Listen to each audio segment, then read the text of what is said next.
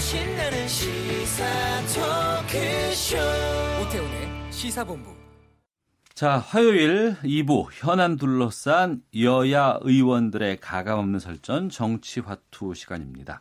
먼저 더불어민주당의 김성환 의원 자리하셨습니다. 어서 오십시오. 네, 안녕하세요. 서울 노원구 상계동의 김성환입니다. 네, 그리고 바른미래당의 최이배 의원 자리하셨습니다. 예, 어서 오십시오. 안녕하세요. 최이배입니다. 네.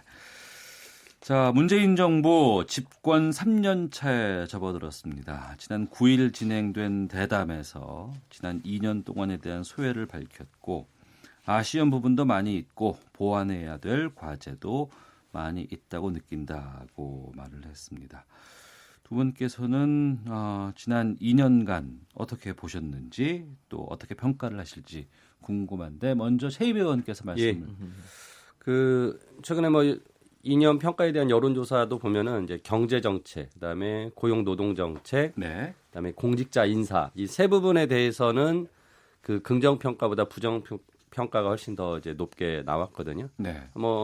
우리 정치권에서 느끼는 거하고 똑같은 것 같습니다. 국민들도. 그래서 이런 부분에 대해서 정부가 뭔가 이제 수정하고 보완해야 된다라는 것에 대한 인식은 다 공감을 하고 있고 청와대도 그런 부분에 대해서 일정 정도 이제 인정을 하고 있다라는 생각을 합니다. 근데 좀 그 부분에 대해서 아쉬운 게 청와대의 인식이 현재 경제 지표들이 안 좋아지고 고용의 지표들이 안 좋아지는 거에 대해서 계속 인정을 하면서도 다음 분기부터는 좋아진다. 이런 식으로 이제 자꾸 말씀을 이제 희망적인 낙관적인 얘기만 하시는데 네. 그러기가 벌써 이제 1년이 지난 거죠. 그래서 저는 좀 대통령과 청와대가 좀 더 냉정한 인식을 해야 되고 진짜 이게 안 좋다라고 한다면 근본적으로 현재 경제 정책에 대해서 방향성을 좀 전환할 필요는 있다라고 생각을 하는데 또 그 부분은 고집을 부리고 계세요. 안 바꾼다고. 그래서 그런 부분에 대해서 좀 아쉽다는 점이 있고요. 그다음에 아주 구체적으로는 예를 들어서 최저임금 문제에 대해서 지금까지 얼마나 많은 논란이 있었습니까? 그래서 지금 대통령이 2020년에 1만 원 공약을 한 적이 있었고 지금 2년 동안 최저임금이 거의 30% 가까이 올랐고 주휴수당을 또 그 법제화하면서 지급하게 하면서 실질적으로 또 임금 인상 효과가 있어가지고 이걸 계산하면 진짜 1만 원에 육박하거든요. 그래서 네. 어떻게 보면은 대통령은 이미 자신의 공약을 달성하셨습니다. 그래서 그냥 과감하게 야당이 그 부분에서 인정해 드릴 테니까 대통령 공약 2020년 1만 원 달성하셨으니까 내년에는 동결하겠다. 이런 좀 입장으로 좀 내주셨으면 하는 바람을 가지고 있습니다. 네. 네. 김성환 의원께서도 평가해 주시죠. 예, 잘 아시겠습니다만 원래 대통령 선거가 12월인데 5월 달에 선거를 치렀잖아요. 네. 그 국정농단 와중에 선거를 치른 거여서 유일하게 인수위도 없이 출범했습니다. 그리고 2년을 굉장히 숨가쁘게 달려왔죠. 아시겠지만 평창 올림픽이 있었고 그 전에 미사일이 막 왔다 갔다 했고 지금도 약간의 긴장이 없는 건 아닙니다만 이제는 강물이 굽이쳐 흘러도 바다로 갈 가능성을 많은 국민들이 보잖아요. 그만큼 한반도 평화가 많이 정착이 됐고 또 아직 다 마무리된 건 아닙니다만 일정하게 적폐청산도 진행을 했고 또 여러 가지 경제적인 구조적 위험들이 있죠. 네. 특히 이제 그동안 대한민국 경제가 소위 남의 거 베끼는 추격형 경제 시스템이었는데 이제 그게 한계에 다다른 상황이라 일종의 이제 퍼스트 무버로서 그 실제로 경제를 이끌어 나가는 형태로 바꿔야 되는데 유감스럽게도 반도체와 조선 일부를 제외하면 아직 우리가 이제 그렇게 가지 못하고 있는 상황이죠. 경제 양극화는 여전히 심각하고 이런 가운데 저는 굉장히 2년간 100% 잘했다고 생각하진 않지만 굉장히 헌신적으로 노력해온 상황이었다라고 네. 판단합니다.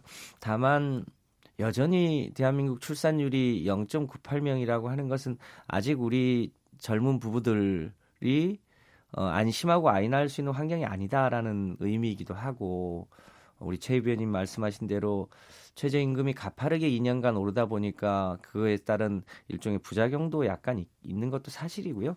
그러니까 이제 그런 면에서 일부 이제 정책에 뭐랄까요, 좀 수정 보완해야 될 부분도 있고 또 여러 가지 구조적 문제가 있습니다만 올 초에 미세먼지도 아주 심각했잖아요. 네. 이것도 장기적인 과제이긴 한데 그런 문제도 헤쳐나가야 하고요.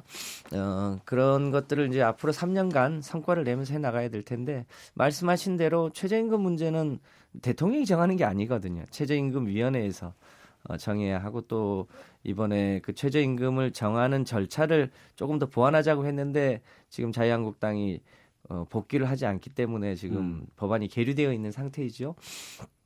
그 대통령 생각도 그렇고 저희 당 생각도 그렇고 이 문제를 그것을 결정하는 주체들이 있는데 네. 그것에 대해서 감나라 대추나라 할 수 있는 상황은 아니죠.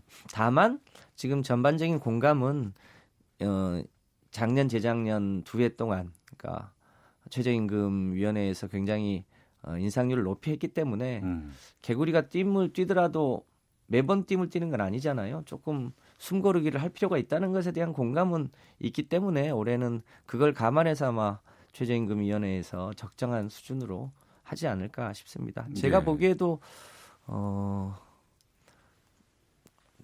올해는 최저임금을 많이 올리긴 어려운 거 아닙니까? 그 두 해 올린 것을 좀 우리 사회가 적응할 수 있는 좀 경제적인 숨 쉴 틈을 좀 줄 필요가 있다 이렇게 생각을 합니다. 예. 똑같은 2년을 보냈습니다만 여야의 판단은 상당히 좀 다릅니다. 그리고 이제 앞서 말씀하신 것처럼 야당의 입장에서는 충분히 2년 동안 기회가 있었는데도 불구하고 성과를 못 내고 있다. 또 계속해서 좀 미루고 있다. 탓을 하고 있다. 이렇게 지금 지적을 하고 있는 것 같고 여당 쪽에서는 체질 개선을 위해서는 좀 시간이 필요하고 적폐청산하느라 여러 가지 좀 소비하는 부분들도 있기 때문에 이제 곧 성과를 낼 것이다라고 이제 희망적으로 말씀을 하시는데 그 부분의 그 간극이 좀 드러나는 시점이 바로 지난 10일이었던 것 같습니다. 당정청 을지로 민생현안회의 출범 6주년 행사에 민주당의 이인영 원내대표, 신임 원내대표와 또 청와대 김수현 정책실장 간의 대화가 우연찮게 노출이 됐습니다. 여기에서 이제 뭐 여러 가지 좀 개혁 성과 미진한 부분에 대해서 공무원들의 탓하는 듯한 발언들이 좀 나와서 여러 가지 지금 논란이 되고 있는데 이 발언에 대해서 두 분은 어떻게 들으셨는지도 궁금하거든요. 먼저 김성환 의원께서 말씀해 주시죠. 네, 제가 이인영 원내대표 통해서 이제 얘기를 얼핏 들었는데요. 네. 문재인 정부 개혁 성과 미진한 부분을 공무원 탓을 한 게 아니고 이인영 의원이 원내대표 되기 전에 지역에 주요한 현안들이 있었는데 마침 김현미 장관이 지난번 3월 달 개각 때 다른 최정호 차관이 될 예정이었잖아요. 예, 예. 인사청문회를 통과를 못해서 다시 원대 복귀했습니다만 그 기간 동안에 그 지역 현안을 국토부가 굉장히 미흡하게 처리를 했던 모양이에요. 그것에 대한 일종의 소회를 김수현 실장하고 나눴는데 그것이 마치 문재인 정부의 공무원들의 정책 전반에 대한 것처럼 예. 돼서 그거는 조금 오해를 바로잡을 필요가 있겠습니다. 저희가 보기에는 해프닝이라고 보여지는데 예. 뭐 그럼에도 불구하고 그런 일이 뭐 있어서는 안 되겠죠. 공무원들이 특히 저희 당 입장에서 보면 당정이 혼연일체가 돼서 개혁 정책을 풀어나가는데 공무원을 대상화하거나 공무원 탓을 하거나 이건 바람직한 일이 아니라고 생각합니다. 네, 최 의원께서는 뭐 그런 사소한 문제로 이렇게 줄일 수는 있다고는 하지만 근본적으로 뭐 이런 내용들은 그 두 분의 대화에서만 나온 건 아니었거든요. 그러니까 이렇게 뭐 국회 내부에서 많은 의원님들이 또 그 정부가 이렇게 뜻하는 바, 그러니까 여당과 청와대가 뜻하는 바대로 되지 않는 사안에 대해서는 뭐 그런 공무원들의 저항이 있다라는 그런 평가들은 익히 해왔던 것이고요. 뭐 저는 개혁 과정에서 특히나 공무원들이 당연히 그런 저항은 있을 수 있다라고 생각을 합니다. 하지만 저는 그게 결국은 공무원들을 더 많이 소통해서 설득하고 그 정책 방향의 동의를 이끌어내서 수용시켜서 같이 힘있게 가야 되는데 이제 그런 부분들이 부족하다는 거죠. 그러니까 네. 청와대와 여당이 주도해서 모든 것을 결정하고 따라라라는 식으로 하다 보니 즉 우리가 이제 특히나 또 지금은 정부 여당보다도 완전 청와대 중심의 지금 국정 운영이 되다 보니까 당연히 공무원들 입장에서는 내각의 장관도 그렇고 어떤 면에서는 청와대에서 따르라고 하는 것을 따르지 못하는 그러니까 제대로 이행하지 못하면 오히려 이렇게 힐난받고 비판받는 것에 대해서 불만이 쌓일 수밖에 없는 거거든요. 그래서 저는 그런 부분에 대해서 공무원 당연히 그 같이 일을 이끌어가는 사람들이기 때문에 청와대하고 정부 여당에서 더욱더 이 부분을 신경을 쓰고 소통을 해야 된다라는 생각을 하고요. 그 부분에 있어서 이제 뭐 공무원들이 당연히 이제 복지부동이거나 뭐 이런 그 원래 이제 그 어떤 한계가 있죠. 네. 뭐 이번 정부뿐만 아니라 어느 정부에서도 있었던 것처럼. 근데 그런 부분에 대해서는 뭐 공직기강을 바로 세우거나 뭔가 이제 그러한 방식으로 또 일할 수 있는 분위기를 만들어주는 노력. 이게 이제 제가 보기에는 청와대하고 여당이 좀 해야 될 역할이다라고 생각을 합니다. 네. 제가 조금 보태면요. 예. 제가 문재인 정부 때 청와대 정책실에 만 5년을 있었잖아요. 대한민국 노무현 정부에서. 네, 노무현 정부 예. 때요. 대한민국 공무원들은 굉장히 우수합니다. 그리고 그 시기에 집권한 대통령의 철학이나 혹은 집권당이 무슨 생각을 하는지 어느 방향으로 가야 되는지보다 누구보다 잘 알고 그 일을 합니다. 다만 공무원은 속성상 법규를 해석하고 그 법규 범위 내에서 움직여야 되고요. 대개 당이나 그 시기에 집권한 사람들은 이제 새로운 비전을 제기하기 때문에 그 사이에서 약간의 간극이 있습니다. 그러니까 대체로 공무원은 약간 그 성격상 보수적일 수밖에 없습니다. 그러니까 그 점을 이해하면서 그렇죠. 집권당이나 집권한 사람들이 그 공무원들을 잘 이끌고 나가야 될 능력을 발휘해야 되는 거죠. 이제 그런 점을 잘 이해하면 저는 큰 문제가 없을 거라고 봅니다. 알겠습니다. 자, 그리고 청와대 여야 지도부 회담 추진에 지금 박차를 가하고 있는 상황입니다. 뭐 의제 전에 뭐 형식에 있어서 지금 갈등이 지금 시작되고 있는데 김성원 의원께서 이건 좀 확인해 주셔야 될 것 같은데 자유한국당 황교안 대표가 1대1 회담을 계속 고수했고요. 그 이후에 이제 청와대가 역제안에 수정안을 좀 내놓은 거죠. 그렇습니다. 예, 그러니까 5당 대표회담을 하자고 했고, 원래는 이제 북한의 인도적 지원 문제를 하자고 했고, 황교안 대표께서는 의제에 관계없이 하자고 했고, 그것을 이제 받아들였더니 1대1을 하자 이렇게 되어 있고, 기왕의 청와대 입장에서는 다른 당 대표들께 이미 5당 대표 회동을 제안을 이미 해놓은 상태예요. 예. 그러니까 그걸 또 안 할 수가 없잖아요. 그러니까 형식의 구애됨 없이 하겠다고 하는 취지로 우선 먼저 제안했던 5당 대표 회담을 먼저 하고 네. 또 황교안 대표가 제안하는 1대1 회담도 연차적으로 하자. 지금 그런 취지로 아마 5당 대표들께 그러니까 대표회담 제안을 한 걸로 알고 있습니다. 그 두 가지를 뭐 선택의 문제가 아니라 예. 다 할 수 있는 거라고 판단됩니다. 거기에 대해서 자유한국당이 어떤 입장을 내놨나요 지금? 아직까지는 그냥 여전히 1대1 회담 얘기만 하고 있는 걸로 압니다. 여기에 대해서 바른미래당의 입장은 어떻게?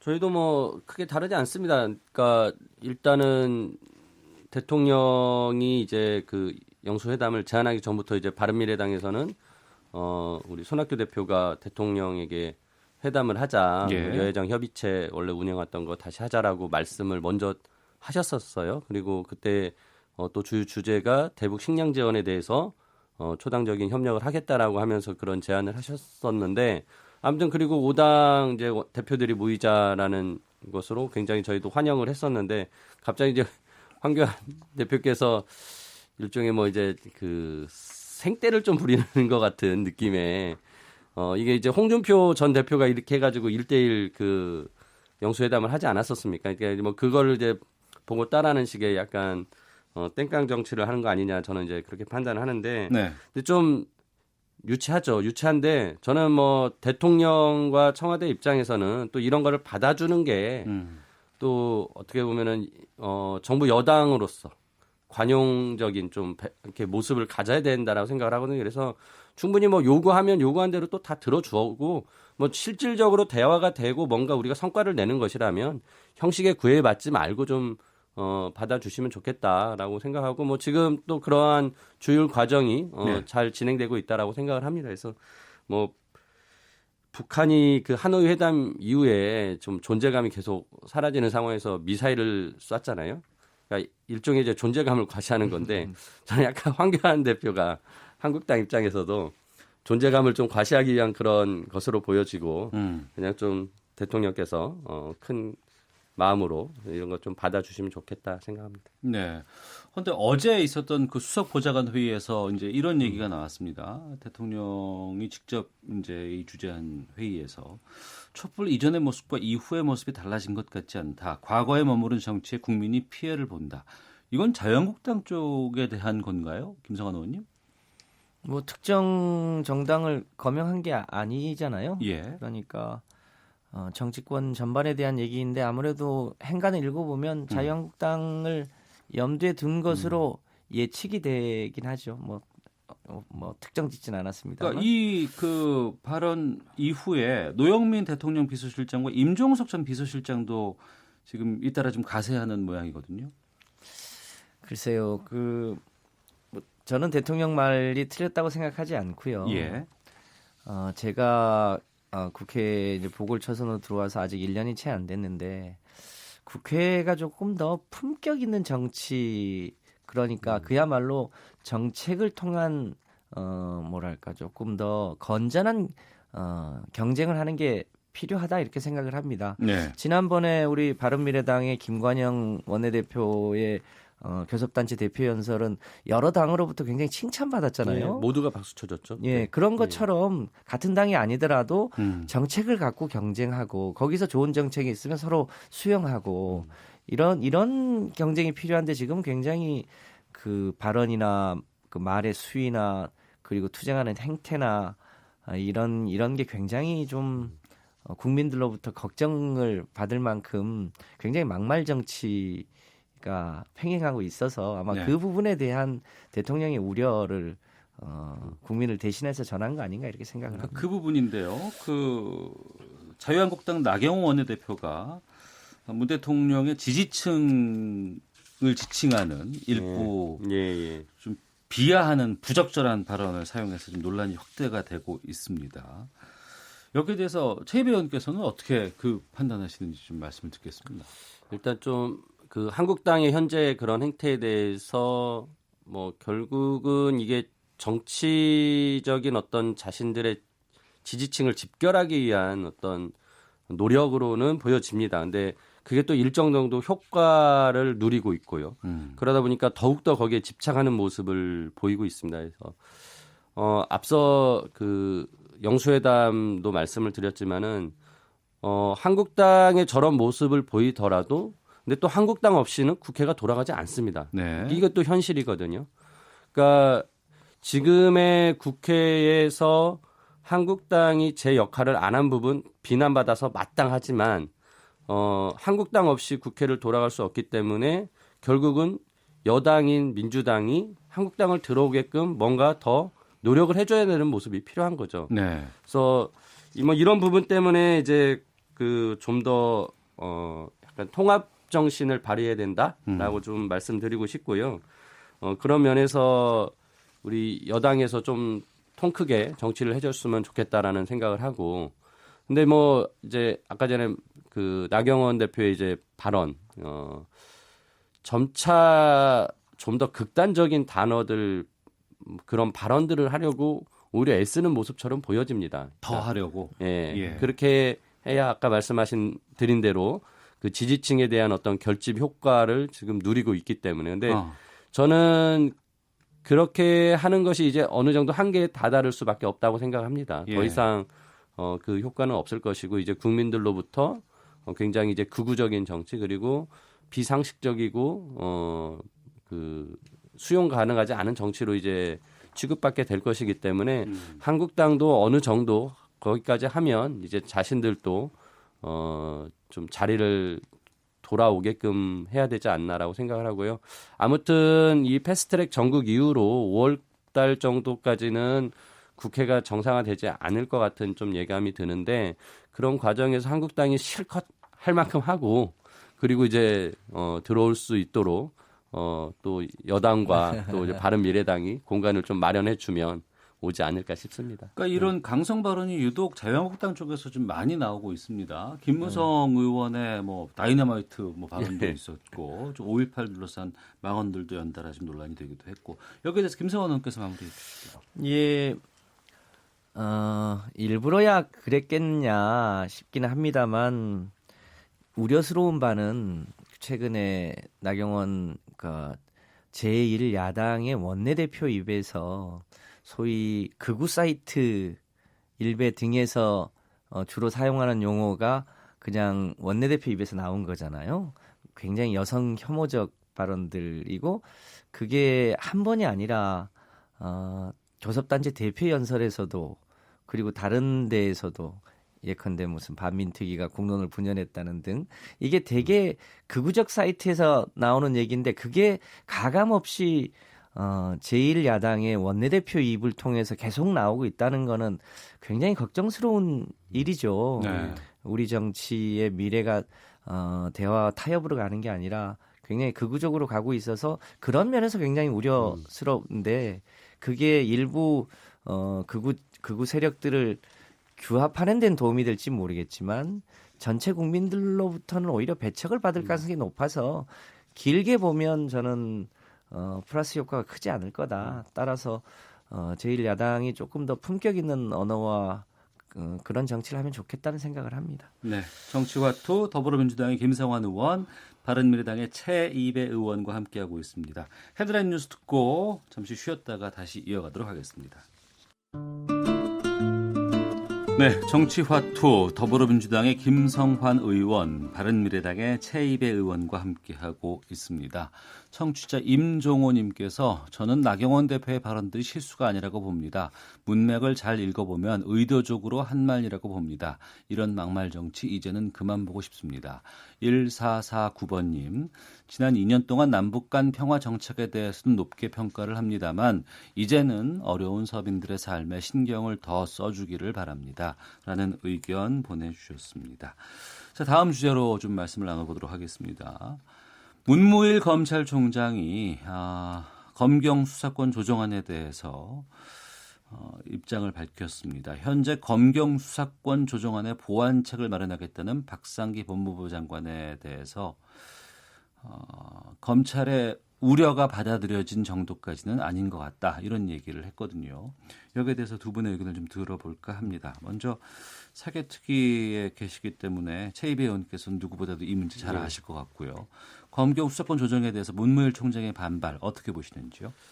일단 작년 6월 달에 이제 법무부하고 행안부 네. 그리고 이제 청와대 조국 수석이 같이 그 합의문 작성을 놓고 뭐 조국 수석님이 직접 브리핑하면서 막 이렇게 PT를 했죠. 뭐 그것도 이제 비판받기도 했었는데 아무튼 정부 내에서 이미 한번 합의안이 나온 내용을 가지고서 국회에 주었고 국회가 이제 그거를 토대로 법안을 이제 마련을 했던 거거든요. 그 네. 과정에서 뭐 검찰도 경찰도 굉장히 열심히 이제 와서 설명하고 입장들에 대해서 반영시키려고 노력을 했었습니다. 그래서 이번에 문무일 총장이 검찰은 이 법안 만드는 과정에 뭐 전혀 자신들의 의견이 반영되지 않았다. 뭐 특히나 이제 그 법무부에서 그 합의문 만들 때 그때는 우리가 말할 기회도 없었다. 이런 식으로 이제 얘기를 한 부분에 대해서는 그렇게까지 세게 얘기하는 거는 제가 보기에는 좀 너무 호도하는 거다. 지금 합의안도 만들어져 왔었고 국회에서 논의 과정에서 충분히 또 의견을 담았었는데 라는 생각이 들면서 일종의 이제 검찰의 이제 약간 조직적인 반발을 잠재우기 위해서 또 총장으로서 그 정도 발언을 한 건 아닐까라는 한번 생각도 해봤고 아무튼 이제 국민들로부터는 이러한 검찰의 모습은 조직의 이기주의로 비춰지는 모습이기 때문에 바람직하지 않다라고 생각했고요. 근데 이제 검찰이 그렇게 반발하니까 또 경찰이 재반박을 하고 또 청와대 조국 수석이 페이스북에 글을 몇 번 남기면서 오락가락 하셨어요. 이거 보면서 제가 논평을 했는데 콩가루 정부다. 이렇게 한 정부 내에서도 이렇게 말이 계속 서로 다르다고 하니 어떡하나. 부처마다 조직마다 너무 다르다 말이. 그래서 이제 뭐 내용을 떠나서 이런 행태는 좀 반성할 필요가 있겠고요. 아무튼 패스트트랙에 올라온 법은 통과된 게 아니고 앞으로 이제 논의를 할 수 있습니다. 그래서 그 논의 과정에서 충분히 또 검찰이 경찰이 자신들의 의견을 또 담을 수 있습니다. 그래서 지금 어제 박상기 장관이 그 검사장에게 이메일을 보냈더라고요. 그래서 예. 뭐 직접 수사에 대해서 굉장히 그 제한적으로 한 것을 좀 더 넓히겠다. 그리고 그 경찰이 수사한 내용을 이제 검찰이 옛날에는 수사 지휘권을 가지고서 다 했는데 그걸 없앴기 때문에 이제 보완 수사를 요구할 수 있는데 그 부분도 좀 더 확대해서 검찰이 좀 더 그 관여할 수 있도록 하겠다. 그다음에 경찰이 1차 수사 종결에 대한 것도 경찰에 좀 판단이 들어갈 수 있게 하겠다. 뭐 이런 등등의 내용을 이제 말씀을 하셨어요. 근데 이거 다 이미 국회에서 논의했던 얘기입니다. 예. 그러니까 그러면서 나름 마무리해 여야 주시고요. 간에 예. 사개특위에서 그 합의안을 만들어낸 것인데 아무튼 뭐 지금 상황에서 계속 이런 부분들이 좀 더 논의되자고 하니 뭐 국회에서는 논의를 못할 바 없고요. 당연히 남은 기간 동안에 검찰, 경찰과 또 더 계속 논의해 가면서 법안의 완성도를 높이는 작업을 국회에서 할 겁니다. 예. 검찰의 이런 반발에 대해서 김성환 의원께서도 말씀해 주시죠. 예. 담배를 많이 피는 사람이 갑자기 담배를 끊으면 금단 네. 현상 같은 게 있는 거잖아요. 오죠. 대한민국은 검찰공화국이라고 할 만큼 그동안 검찰의 권한이 굉장히 셌습니다. 기소를 독점하고 수사지휘권을 가지고 있어서 검찰과 경찰의 관계도 사실상 상하 명령과 복종 관계다시피 했죠. 그것을 소위 수평적 관계로 전환하는 과정에서 일종의 금단 현상이 있는 거고 그 금단 현상의 검찰의 분위기가 이제 문무일 총장을 통해서 드러나고 있다 이렇게 보여집니다. 우리 최 의원님 말씀하신 대로 그 지금 제안하고 있는 여러 가지 문제는 이미 국회 차원에서 상당히 논의됐던 내용들이기 때문에 저는 검찰의 권한이 또 너무 일방적으로 경찰로 옮겨지면서 또 다른 폐해가 있을 수도 있기 때문에 그런 문제까지 잘 국회에서 보완하면 이 검경 수사권 조정은 처음 가보는 길이기 때문에 약간 걱정은 됩니다만 그럼에도 불구하고 우리 사회가 가야 될 방향이기 때문에 약간의 혼란과 어려움이 있더라도 반드시 가야 하고 또 잘 갈 수 있을 거다 이렇게 생각을 합니다. 네. 당내 문제들 좀 짚어보고 마무리하도록 하겠습니다. 최 의원께서 아마 여기서 답을 좀 주시려야 될 것 같은데 바른미래당 원내대표 오늘 선출하는 거 아닙니까? 내일입니다. 내일이에요? 내일 10시 의원총회 있고요. 예. 한 11시 정도면 결과가 나오지 않을까 싶습니다. 어제 민주평화당의 유성엽 원내대표가 예. 선출이 됐고 바른미래당은 내일이라고 내일. 하셨는데 지금 그 후보로 국민의당 출신의 김성식 의원 3선이시고 아니요, 재선. 예. 바른정당 출신의 오신환 의원 이렇게 예. 경쟁 예. 구도잖아요. 네. 어떻게 전망하세요? 보통 이게 그 원내 선거가 가장 어렵습니다. 예측하기가. 왜냐면은 이제 의원님들의 그 속마음을 잘 이제 비춰 이렇게 내보이지 않으시고 평소에 또 친소관계 이런 것들이 있어서 이렇게 저렇게 예상을 하지만은 또 막상 투표할 때는 그런 것과 또 다르게 또 다른 기준과 원칙들을 가지고 표결을 하시다 보니까 예상이 어려운데 특히나 지금 저희 당 상황이 지난 창원 보궐선거 이후에 지도부에 대한 그 사퇴를 요구하는 분들이 좀 있었고, 예. 그리고 또 패스트트랙 과정에서 사보임 문제가 불거지면서 의원들 간에 좀 상처를 받거나 하신 분들이 있어서 또 그 부분에 대한 논란이 있었고, 그래서 이제 원내대표가 또 그러니까 조기 사퇴를 했죠. 네. 그러면서 지금 원내대표 선거까지 오게 됐는데 이런 복잡한 상황 때문에 지금은 진짜 예측 불가한 상황입니다. 저도 어떻게 될지 모르겠고요. 많은 주변에 이제 외부에 계신 분들이 뭐 밖에서 보는 관점에서 이렇게 저렇게 이제 평가를 해주시는데 아직도 뭐 저는 그런 내용 들을 때마다 그냥 내일 뚜껑을 까봐야 한다라고만 말씀드립니다. 최이배 의원님은 정하셨습니까? 본인은? 예, 저는 정했는데. 그러니까 그게 궁금한데요. 네. 그 사개특위에서 오신환 의원의 보임 역할을 하신 거 아니에요? 예, 최이배 그렇죠. 의원께서.